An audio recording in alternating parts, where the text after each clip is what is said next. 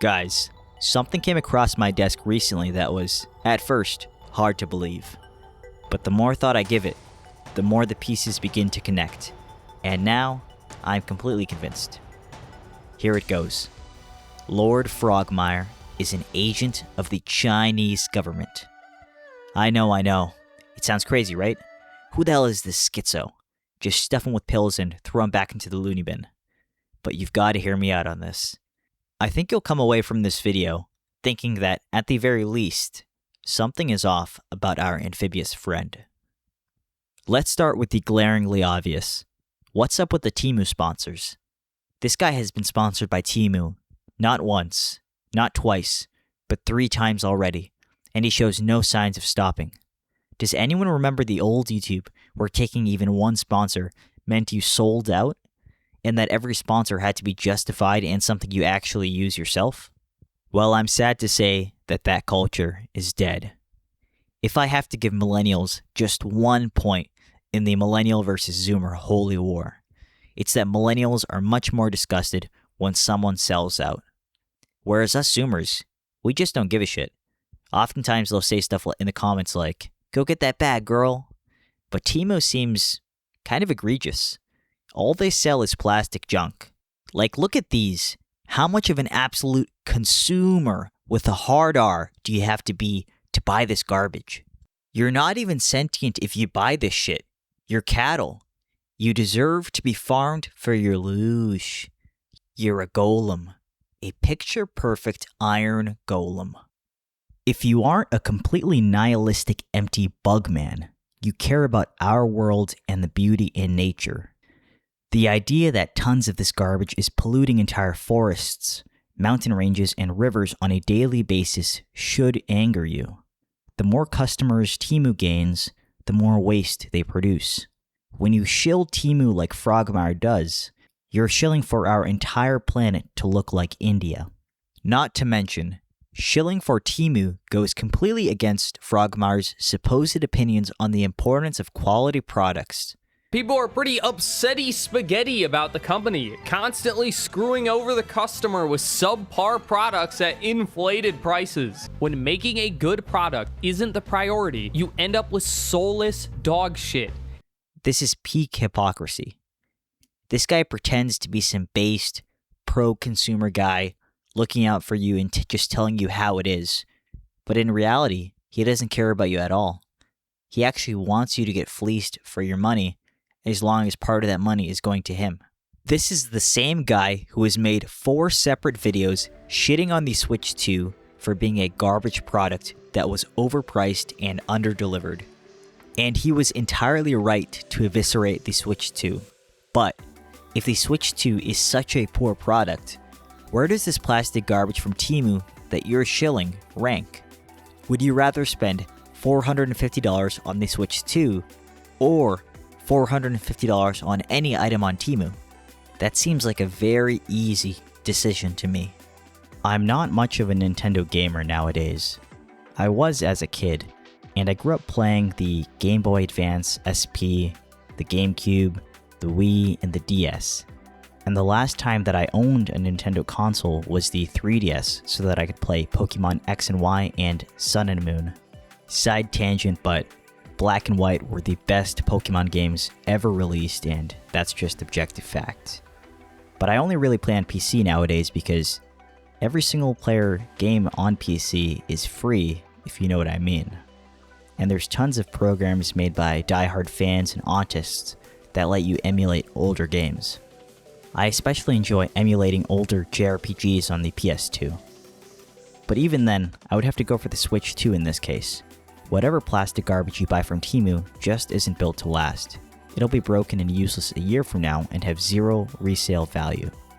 To interject, if you're enjoying the video, please let me know by liking and subscribing, because I plan to keep regularly uploading new videos every 1 to 2 weeks. I actually did some research on how well Temu sponsorships pay for YouTube, and everything I'm reading tells me that this is a literally bottom of the barrel sponsorship in terms of pay. Let's look at Devon's stats to get a sense of what we're working with. By the way, just for clarity, Devon is Lord Frogmire. He has around 48,000 subscribers and averages between 45k to 100k views, with some much higher viewed videos in the past, although some of his more recent videos have been severely underperforming.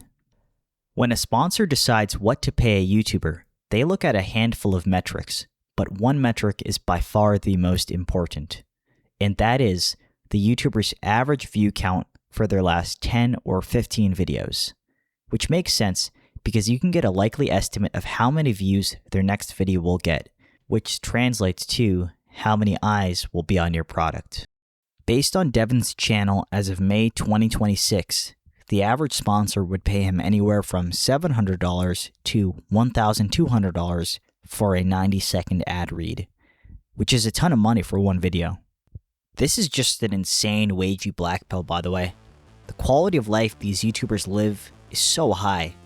Like, no wonder all these kids, when you ask them, what do you want to be when you grow up?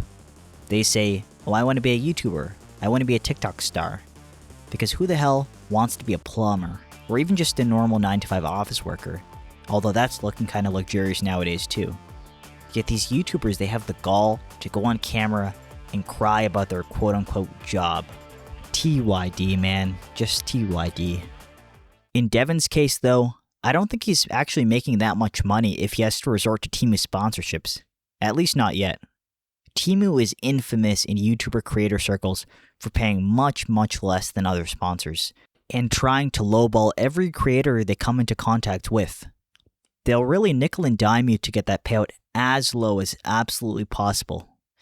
I guess that "I'm you but stronger" meme was right after all. They really are the Khazarians of the Orient. Temu is also known for being commission-based rather than offering decent base pay. For a channel like Frogmire's, Temu would typically offer him a base pay between $150 to $350. That's about 4 times less what a typical sponsor would offer for his channel. So Devin is kind of getting fleeced here. He's doing these Temu sponsorships really for peanuts. Considering the time he spends playing the game, actually wait, if we go back to my first video on this channel, where I discuss his Expedition 33 review, we know that he sometimes doesn't even play the game that he reviews and is the subject of the video. But if we at least look at the time that it takes for him to record the video and edit the video, it's very likely that from the base payout of his Temu sponsor, he's actually earning less than the average McDonald's employee in the US. To echo the language of my father, just put the Pokemon's review in the bag, bro. Like I mentioned previously, the main selling point of Temu sponsorships is the commission. For every person Devin gets onto Temu and buys something with his code, he gets paid $5. That may seem like a lot at first, and it actually is a high rate to pay per person. But the reason this rate is so high is because the conversion rate, the rate at which viewers actually download Temu, use his code, and buy something, is extremely low. The main purpose of ads like these isn't for you to actually use his code, but to seed Temu into your mind and make you think of the company more often, so that they occupy more of your mental space. This is a very common marketing tactic nowadays. Also, considering the massive crossover in viewership between Devin's channel and his brother Synthetic Man's channel, I doubt that he's actually making that much money off of the commission. Because when you think of the average synth viewer, do you think of a consumer? I'd say even his most ardent haters or anti-fans don't even think of that. People watch synth because they're jaded with modern media, not because they're in love with it enough to buy these random junk plastic toys of their favorite franchise. With such low payouts, the reputational damage from a sponsor like Temu is just not worth it. I mean, look at the comments on the videos where he was sponsored by Temu. Social currency is real and easy to spend. Once trust has been broken, it's often impossible to ever recover, or at the very least, return that trust to what it once was. Brand does matter. Synth actually took a Raid Shadow Legends sponsorship 4 years ago, and he got a lot of shit for it. You shielded Raid? Yeah, I did. In my Halo Infinite review. Yeah, it had a crazy amount of dislikes because, I'm shitting on Halo Infinite, and I'm like, buy Raid Shadow Legends. That made people very mad. So he stopped doing sponsorships altogether afterwards because he recognized that the long-term success of his channel and his reputation amongst his fans mattered more than a quick payout. And that worked out for Synth, considering he makes about 70 to 80K just off of his videos, not counting streaming, annually. Considering stream income, it's possible that he may even be pushing 6 figures. What all this tells me is that Devin and Synth have very different approaches to monetizing their channels. To some degree, I wonder if Devin is pessimistic regarding the state of his channel, and it's not hard to see why. His most recent video on Star Fox kinda underperformed if you compare it to the history of his channel, and his second and third most recent videos flopped. They're now the first and second least viewed videos on his entire channel. His videos, especially recently, have felt soulless and uninspired. I made this same critique in the first video that I've ever uploaded on this channel, but it's like his video making process is him finding some meme on V, or thinking up a funny joke, then stretching that into a 15 to 20 minute long video, long past the joke's natural lifespan. It simply does not work. You can also tell that he doesn't even feel too strongly about whatever opinion it is he's pushing. Even if he's yelling about it, none of it feels sincere. It may be possible that this lack of care and the blatant Temu shilling is actually Devin trying to send us a coded message that his Chinese handlers cannot interpret. And it would behoove us not to ignore his cry for help. We may need to pull a Saving Private Ryan for our amphibian friend. The one thing that I don't think is an act, though, is his extreme hatred for the Japanese and their taste in video games. Like, this guy is out there calling them the ultimate consumers, the ultimate NPCs.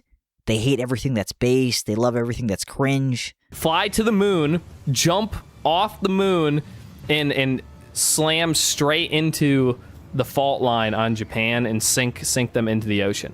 I think that would be cool. That would be really cool. This guy has a burning hatred inside of him for the Japanese that would make your average Korean nationalist blush.